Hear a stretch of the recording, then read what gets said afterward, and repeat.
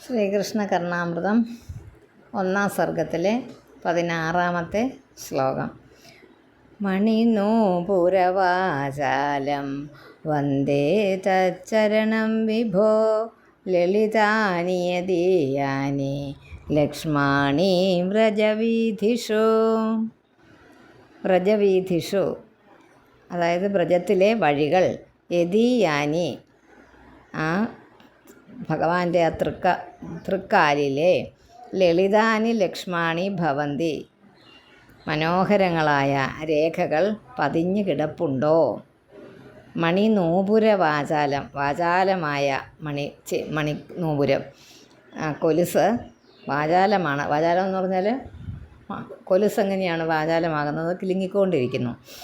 വിഭോ തത് ചരണം വന്ദേ, ആ ഭഗവാന്റെ അങ്ങനെ ആ കൊലുസ് കിലുങ്ങിക്കൊണ്ടിരിക്കുന്ന ആ ഭഗവാന്റെ തൃക്കാൽ ഞാൻ വന്ദിക്കുന്നു.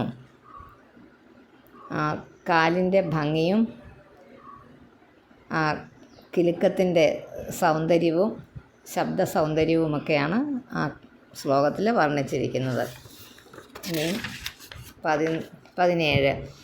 മമ ചേതസി സ്ഫുരതു വല്ലവീ വിഭോർ മണിനൂപുര പ്രണയി മഞ്ജുഷിഞ്ചിതം കമലാമനോഹര കളിന്ദ കന്യകാ കളഹംസ കണ്ഠകളകൂചിതാധൃതം. മമ ചേതസി സ്ഫുരതു വല്ലവീ വിഭോർ മണിനൂപുര പ്രണയി മഞ്ജുഷിഞ്ചിതം കമലാമനോഹര കളിന്ദ കന്യകാ കളഹംസ കണ്ഠ കളകൂചിതാധൃതം. വല്ലവീ വിഭോ അതായത് വല്ലവി എന്ന് പറഞ്ഞാൽ വ്രജത്തിലെ ഗോപികമാർ. ആ ഗോപികമാരുടെ വല്ലഭനായ നാഥനെ, ആ ഗോപികാനാഥനെ, ആ മണിനൂപുര പ്രണയി, നൂപുരങ്ങളിലെ നിന്ന് ഉയർന്നു വരുന്ന അതിനോടുള്ള ഇഷ്ടം. അതുപോലെ കമലാമനോഹര കളിന്ദ കന്യകാ കളഹംസ കണ്ഠ കളകൂചിതാധൃതം, ലക്ഷ്മി ദേവിയുടെ മനസ്സിനെ കവരുന്നതും. ലക്ഷ്മി ദേവി എന്ന് പറഞ്ഞാൽ ഐശ്വര്യത്തിൻ്റെ സകല ഐശ്വര്യത്തിൻ്റെയും ദേവതയാണ് ലക്ഷ്മി ദേവി. ആ ലക്ഷ്മി ദേവിക്ക് മനസ്സിനെ പോലും കവരുന്ന, മനസ്സിന് ആഗ്രഹം തോന്നിപ്പിക്കുന്ന ആ കാളിന്തി കളഹംസങ്ങളുടെ, അതായത് യമുനാ നദിയുടെ ഓളങ്ങളുടെ ആ ഭംഗി, കണ്ഠത്തിൽ നിന്ന് പൊങ്ങുന്ന മധുരമായ നാദത്താൽ ആദരിക്കപ്പെടുന്നതുമായ ആ ഇമ്പം നൽകുന്ന കിലുക്കം എൻ്റെ മനസ്സിൽ തോന്നുമാറാകട്ടെ. അത്ര ഭംഗിയുള്ള ആ നൂപുരത്തിൻ്റെ കിലുക്കം എൻ്റെ മനസ്സിൽ തോന്നട്ടെ. തരുണാരുണ കരുണാമയ വിപുലായത നയനം കമലാകുച കലശീധര പുളകീകൃത ഹൃദയം മുരളീരവതരളീകൃത മുനിമാനസനളിനം മമ ഖേലതി മദചേതസി മധുരാധരമമൃതം. ഒന്നുകൂടെ വായിക്കാമേ. തരുണാരുണ കരുണാമയ വിപുലായത നയനം കമലാകുച കലശീധര പുളകീകൃത ഹൃദയം മുരളീരവതരളീകൃത മുനിമാനസ നളിനം മമ ഖേലതി മദചേതസി മധുരാധരമമൃതം. ഓരോ വാക്കുകളും കോമായിട്ട് വായിച്ചോണം. മിക്കവാറും എല്ലാവരുടെ കയ്യിലും ഇരിക്കുന്ന പുസ്തകം ഗുരുവായൂർ ദേവസ്വത്തിൻ്റെ പുസ്തകം തന്നെയാണ്. അതിനകത്ത് അർത്ഥം കൊടുത്തിട്ടുണ്ട്. പിന്നെ ഇത് ഞാൻ അർത്ഥം പറഞ്ഞിടുന്നത് വേറൊന്നിനുമല്ല, ആരെങ്കിലും ഈ പുസ്തകമില്ലാതെ കേൾക്കുന്ന വേറെ ആരെങ്കിലും, കാരണം യൂട്യൂബിൽ ഇടുന്നതുകൊണ്ട് അതിന് വേണ്ടിയിട്ടാണ്. നിങ്ങൾക്കിത് മനസ്സിലാക്കാൻ ഒരു പ്രയാസവുമില്ല. അതനുസരിച്ച് നിങ്ങൾക്ക് ആ വാക്കുകൾ കോമായിട്ട് മാറ്റുകയും ചെയ്യാം. കാരണം നിങ്ങൾ കുറച്ച് പഠിച്ചവരായതുകൊണ്ട് നിങ്ങളെ സംബന്ധിച്ച് അതൊരു ബുദ്ധിമുട്ടാകുകയില്ല. വാക്കുകളൊന്ന് പിരിച്ചു പറയാനൊക്കെ അറിയാമല്ലോ ഇപ്പോൾ. അതുകൊണ്ട് ഒന്ന് കോമായിട്ടൊന്ന് പറയുക, കാരണം അർത്ഥത്തിനകത്ത് എല്ലാം കൊടുത്തിട്ടുമുണ്ട്. തരുണാരുണ കരുണാമയ വിപുലായത നയനം.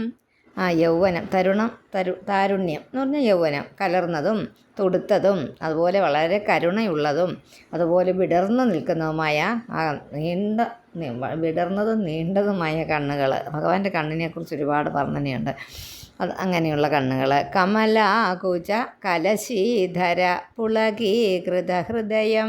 ലക്ഷ്മി ദേവിയുടെ ആ കൊങ്കക്കുടങ്ങൾ ഏന്തി കോൾമയർ കൊണ്ട ഹൃദയം. ആ ദേവിക്ക് അത്രയ്ക്ക് കോൾമയർ ഉൾക്കൊണ്ട ആ ഹൃദയം ദേവിയുടെ. മുരളീരവ തരളീകൃത മുനിമാനസ നളിനം. മുനിമാനസം നളിനങ്ങൾക്ക് മുനികളുടെ ഹൃദയത്തിന് അത് ഹൃദയമാകുന്ന താമരയ്ക്ക് തരളത ഉണ്ടാക്കുന്ന ആ മുരളീനാദം ആ മുനികളായിട്ടുള്ളവർക്ക് ആ മുനിമാർ കേൾക്കുമ്പോൾ അവർക്ക് വളരെ സുഖം തോന്നിക്കുന്നതായ ആ വേണുഗാനം ഗാനം ആ നാദം. മധുരാധരം മധുരമായ അധരം സുന്ദരമായ ചുണ്ടുകൾ. അമൃതം മമ മദചേതസി ഖേലതി. എൻ്റെ മത്തു പിടിച്ച മനസ്സിൽ കളിയാടിടുന്നു.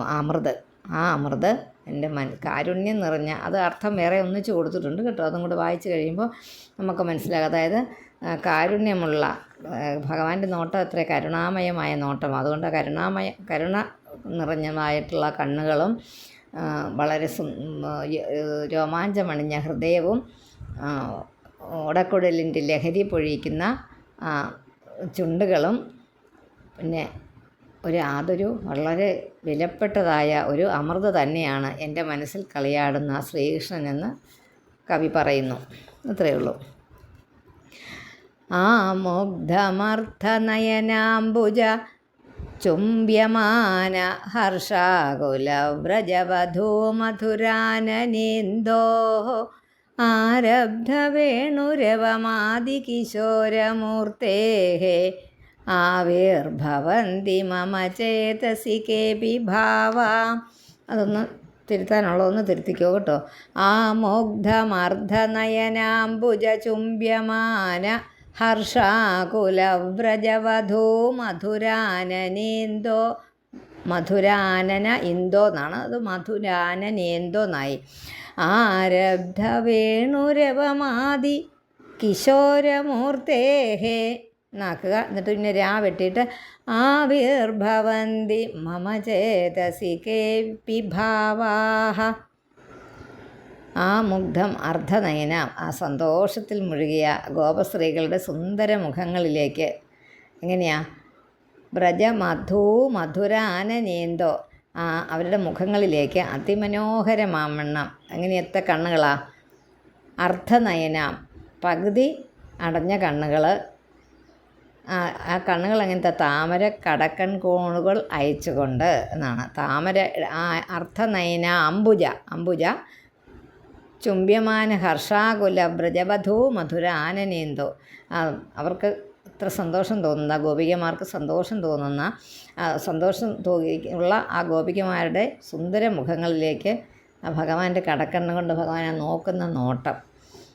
ആരബ്ധ വേണുരവം ആ വേണുഗാനം ആരംഭിച്ചു മരുവുന്ന ആദി കിശോരമൂർത്തേ ആ ഉണ്ണിയായ കിശോരമൂർത്തി ആദി കിശോരനായ ആ കുഞ്ഞായിട്ടുള്ള മൂർത്തി.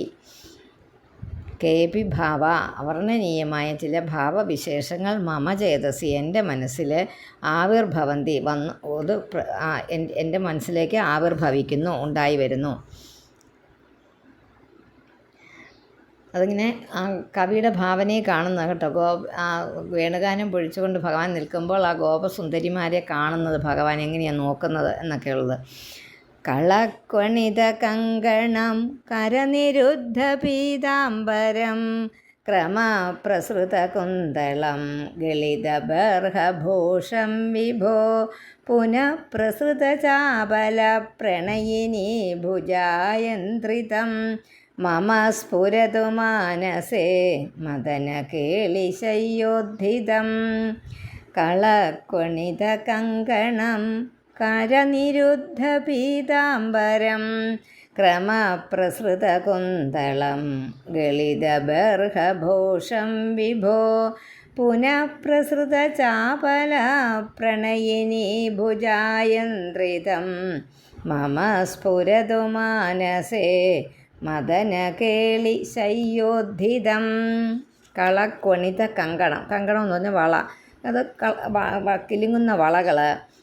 അതുപോലെ കരനിരുദ്ധ പീതാംബരം അതായത് കരനിരുദ്ധം, കരം കൊണ്ട് തടഞ്ഞു വെച്ചിരിക്കുക പീതാംബരത്തെ. ഭഗവാന്റെ പീതാംബരത്തെ കൈകൊണ്ട് തടഞ്ഞു നിർത്തി, താഴെ ഊർന്നു വീഴാൻ പോകുന്ന പീതാംബരത്തെ തടഞ്ഞു വെച്ചിരിക്കുന്ന കൈകൾ ക്രമപ്രസൃത കുന്തളം, അതായത് ക്രമം ഒന്നുമല്ലാതെ അഴിഞ്ഞുലഞ്ഞു കിടക്കുന്ന ആ കുന്തളം, ഭഗവാന്റെ കുഞ്ഞു കുഞ്ഞു ചില്ലികൾ, കുഞ്ഞു തലമുടികൾ, കുഞ്ഞു കുഞ്ഞ് മുടികൾ, അളകങ്ങളായിട്ട് ചുരുണ്ട മുടിയായിരുന്നു ഭഗവാന്റെ.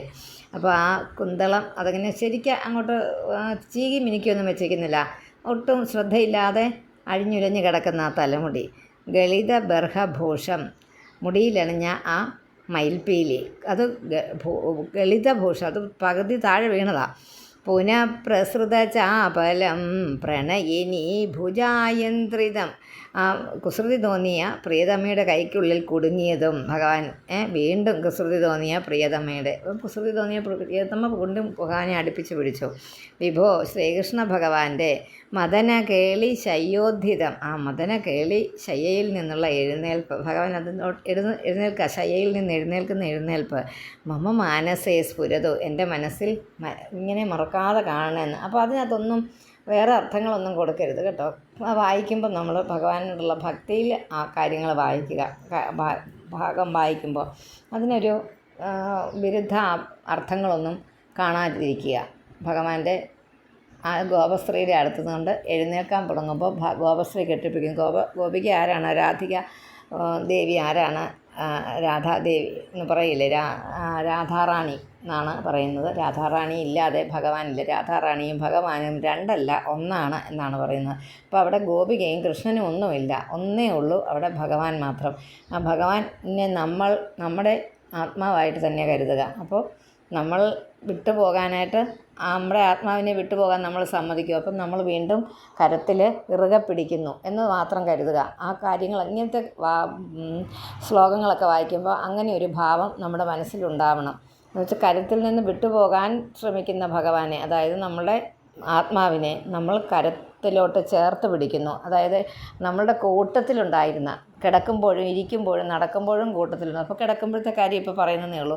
കിടക്കുമ്പോൾ ഭഗവാൻ ഇങ്ങനെ എഴുന്നേക്കാൻ പോകുന്നതിൻ്റെ അഴിഞ്ഞ പീതാംബരത്തെ പിടിച്ചിരിക്കുന്നു. ഏത്? ഭഗവാൻ. അതാര്? ആത്മാവ്. ആ ആത്മാവ് പെട്ടെന്ന് എഴുന്നേക്കാൻ തുടങ്ങുക, നമ്മളിൽ നിന്ന് വിട്ടുപോകാൻ. അപ്പോൾ നമ്മൾ സമ്മതിക്കുന്നുണ്ടോ? ഇല്ല, ആത്മാവിനെ വിട്ടുപോകാൻ നമ്മൾ സമ്മതിക്കുന്നില്ല. അപ്പോൾ പ്രിയതമ്മയുടെ കരങ്ങളിൽ, കുസൃതി തോന്നിയ പ്രിയതമ്മയുടെ കൈകളിൽ കുടുങ്ങി ആ ആത്മാവ്, അതായത് ഭഗവാൻ. ആ ശ്രീകൃഷ്ണ ഭഗവാന്റെ മദനകേളി, അത് മദനകേളികളാണ്, കളികളാണ് ഇത്. എന്തിൻ്റെ കളികളാണ്? ഈശ്വരൻ്റെ. അതായത് നമ്മുടെ ഉള്ളിലിരിക്കുന്ന ആത്മാവ് ഈശ്വരനാണ്. ആ ഈശ്വരൻ്റെ ആ കളികൾ എഴുന്നേക്കാൻ ശ്രമിക്കുന്നു. അതായത് ആത്മാവ് പോകാൻ എഴുന്നേൽക്കുന്നു. അപ്പോൾ ആ മദനശയ്യയിൽ നിന്നുള്ള എഴുന്നേൽപ്പ്, ആ എഴുന്നേക്കാൻ തുടങ്ങുന്ന ആ ഭാവം എൻ്റെ മനസ്സിൽ എപ്പോഴും ഉണ്ടാകണമെന്ന്. എന്താണെന്ന് വെച്ചാൽ ഇപ്പോൾ പോകുന്ന ഉറപ്പ് നമ്മുടെ മനസ്സിൽ എപ്പോഴും ആ ഭാവം നിലനിൽക്കണമെന്ന്. അതുകൊണ്ട് നമ്മൾ ദുഃഖിതരായിട്ടിരിക്കണമെന്നല്ല. എന്നാലും ഭഗവാന് ആത്മാവ്, നമ്മുടെ ആത്മാവ് പോകാൻ തയ്യാറായിട്ടായിരിക്കുന്നത്. നമ്മളുടെ ശരീരത്തിൽ നിന്ന് പോകും, എപ്പോഴെങ്കിലും പോകും. ആ പോകാൻ എന്നുള്ളതിനെ നമ്മൾ വിടാനായിട്ട് സാധിക്കത്തില്ലാത്തതുകൊണ്ട് നമ്മളതിനെ ഉറക്കെ പിടിച്ചു. അങ്ങനെയത്തെ അർത്ഥത്തിൽ വായിക്കണം. കാരണം ഇതിനകത്തൊന്നും അങ്ങനത്തെ അർത്ഥങ്ങളൊന്നും കൊടുക്കുകയില്ല. ഇതിങ്ങനെ, അതാണ് ഞാൻ പറഞ്ഞത്, ഏതെങ്കിലും ഒരു ആളിൽ നിന്ന് അത് കേൾക്കുമ്പോഴാണ് നമുക്കത് തോന്നുന്നത്, അല്ലേ? അല്ലെങ്കിൽ നമുക്കറിയാവുന്ന പല കാര്യങ്ങളും നമ്മൾ നിയമപ്രകാരം നമുക്കറിയാം ഇങ്ങനെയാണെന്ന്. പക്ഷേ ഒരു നിയമം ഒന്നും കൂടി നമ്മളൊന്ന് ചിട്ടപ്പെടുത്തി വെച്ചിട്ട് ഊന്നി പറഞ്ഞു എന്ന് പറഞ്ഞാൽ അതിൻ്റെ അർത്ഥം, അപ്പം അതൊന്നുകൂടെ ഒന്ന് ഓർമ്മിപ്പിച്ചു നമ്മളെ. അപ്പം നമ്മളതൊന്നുകൂടെ ജാഗരൂകരായിട്ട് ഇരിക്കും. അല്ലെങ്കിൽ അത് വിസ്മൃതിയിൽ പെട്ടുപോകും. ഒരു നിയമം കൊണ്ടുവന്നാൽ കുറേ നാൾ കഴിയുമ്പോൾ അത് ശ്രദ്ധ കുറയും, നമുക്ക് അതനുസരിക്കാനുള്ള. അതിനാണ് വീണ്ടും ഇടയ്ക്കിടയ്ക്ക് പത്രത്തിലൊക്കെ കാണുന്നത്. അത് വീണ്ടും ഊന്നി പറഞ്ഞു, ഗവൺമെൻറ്റിൻ്റെ ഭാഗത്തു നിന്ന് മന്ത്രി ഊന്നി പറഞ്ഞു ഇത് അനുസരിക്കണം എന്നൊക്കെ പറയാറില്ലേ. എന്ന് പറഞ്ഞ പോലെ നമ്മൾ ഇടയ്ക്കിടയ്ക്ക് ഓർക്കണം, നമ്മുടെ ഈ ശരീരത്തിലുള്ള ഈശ്വരൻ ചൈതന്യം എപ്പോൾ പോകാൻ തയ്യാറാകും. അപ്പോഴൊക്കെ നമ്മൾ എന്ത് ചെയ്യും? അതിനെ പോകാതെ പിടിച്ചു നിർത്തും. അതാണ് ഭഗവാൻ എന്നോർക്കുക ഈ ശ്ലോകങ്ങൾ വായിക്കുമ്പോൾ. നമ്മുടെ കയ്യിൽ നിന്ന് നമ്മൾ ഇരിക്കുമ്പോൾ, നമ്മൾ കിടക്കുമ്പോഴും ഒക്കെ, കിടക്കുമ്പോൾ നമ്മുടെ അടുത്തുനിന്ന് ആത്മാവ് എഴുന്നേൽക്കുമ്പോൾ തള്ളിപ്പിടിച്ച് അത് എങ്ങനെയെങ്കിലും പോകാനാണ് ശ്രമിക്കുന്നത്. അതിൻ്റെ ഏതെങ്കിലും ഒരു അറ്റം കിട്ടുവാണെങ്കിൽ നമ്മളത് പിടിച്ച് നമ്മളിലേക്ക് ചേർത്ത് വെക്കും വീണ്ടും, ഇല്ലേ? നമുക്ക് എന്തെങ്കിലും ഒരു നിവൃത്തി ഉണ്ടെങ്കിൽ ആത്മാവ് നമ്മളിൽ നിന്ന് പോകാതിരിക്കാനായിട്ട് ആ ശരീരം അതിനെ ചേർത്ത് വയ്ക്കും. അത് ഈശ്വരനാണ്. അത് ആ ഭാവത്തിൽ തന്നെ കാണുക. 20ാമത്തെ ശ്ലോകം വരെ വായിച്ചിട്ടുണ്ട്. 15 തൊട്ട് 20 വരെ. ഹരി ഓം.